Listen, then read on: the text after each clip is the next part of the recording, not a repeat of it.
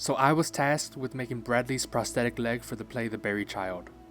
I started off with making a 3D print of a truncated cone. I printed it big enough so that it will be able to fit around the leg of whoever's wearing it. I also have a second 3D printed piece that will fit into the shoe and attach to the rest of the leg. I cut the bigger 3D printed piece into 3 different pieces because I wanted it to be able to open up like a saloon door so that it's easier and a lot faster to remove and take off. I wanted it to open with a combination of hinges, springs, and magnets. I also have some extra 3D printed pieces for the magnets so that it'll hold them and fit onto the leg where I want them to fit. I melted any seams that were on the 3D printed piece so that it could be a lot stronger, and in order to make the hinges fit flushly to the rest of the leg, I had to cut and sand pieces of the 3D printed parts so that the hinges could fit flushly with it. The head on the screws that I was going to use were too large, so I decided to sand them down with a belt sander, and the smaller screws that I had were a little too long, so I cut off the end so that it wouldn't poke into someone's leg when they're wearing it. I used a larger drill bit to drill into the holes on the hinges so that the screw could sink in a little bit more, and then added E6000 glue to strengthen the bond between the hinges, the screws, and the leg. I marked where the magnets would line up inside the leg, and with the magnets in the 3D printed parts, I used some more E6000 glue to glue them onto the leg.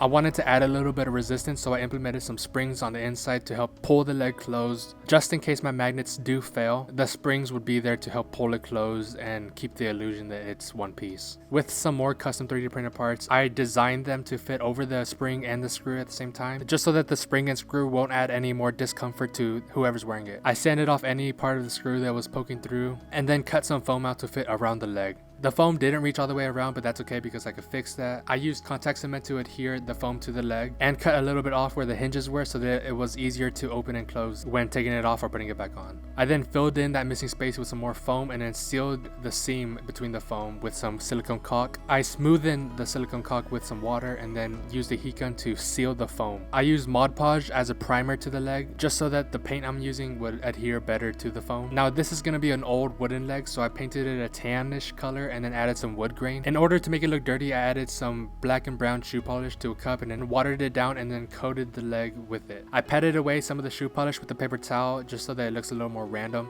Added some more shoe polish to the bottom and the top of the leg just because realistically that's where most of the water and dirt would latch onto. And I think that the character Bradley would not really care much about cleaning the leg. I then connected the second 3D printed piece to the leg. I decided to cut the 3D printed foot piece so that way when the actor is wearing it, it's a lot more comfortable. I just drilled some holes into the 3D printed piece and then punched some holes into the shoe's tongue and then attached them together with what I'm going to replace with some black paracord. So that's all I'm going to need when the shoe's going to be worn as a costume piece, but now as a prop.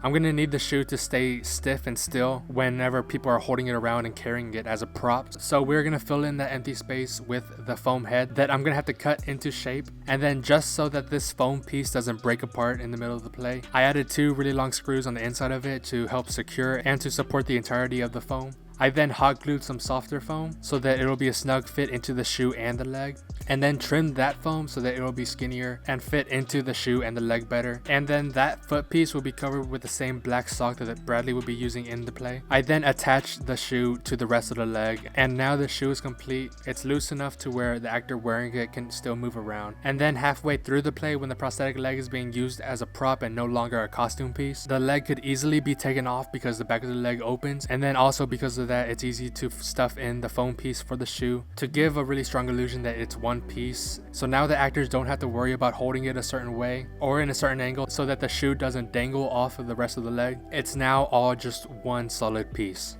And now because of how I made it and designed it, and the end of the play when Vincent throws the leg outside of the door, all the foam, the shoe, and the E6000 glue act as shock absorbers so that the entirety of the prosthetic leg does not break or fall apart, which it happily did not do during the play. Thank you all for watching, and I hope you enjoyed this presentation.